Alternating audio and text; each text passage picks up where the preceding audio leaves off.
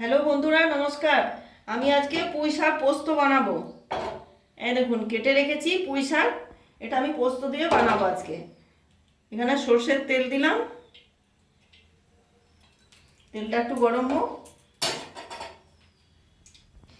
এই দেখুন, তেলটা এবারে গরম হয়েছে।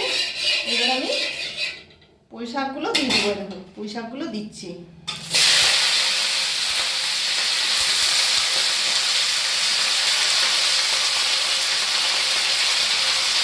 একটু নাড়াচাড়া করে ঢাকা দিয়ে দেবো।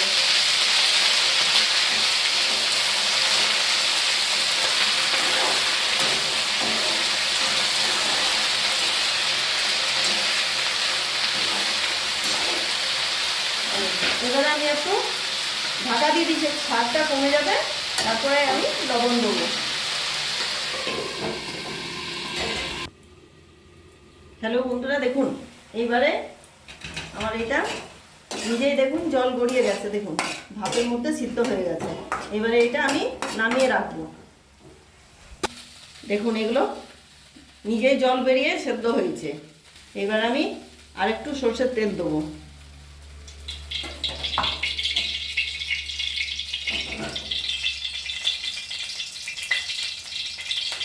এবার আমি পোস্ত আর কাঁচা শুকনো লঙ্কা বেটে রেখেছি, দেখুন পেস্ট করে রেখেছি, সেটা ছেড়ে দিচ্ছি।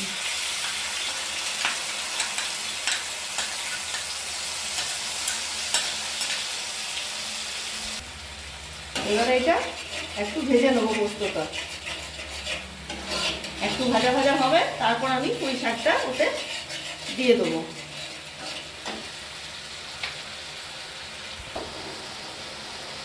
এই দেখুন, এইবারে এই পুঁই শাকটা আমি পোস্ততে দিয়ে দিচ্ছি।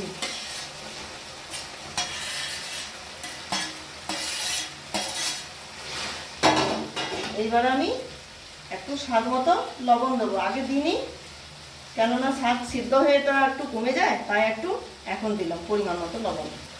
হলুদ লাগে না এতে।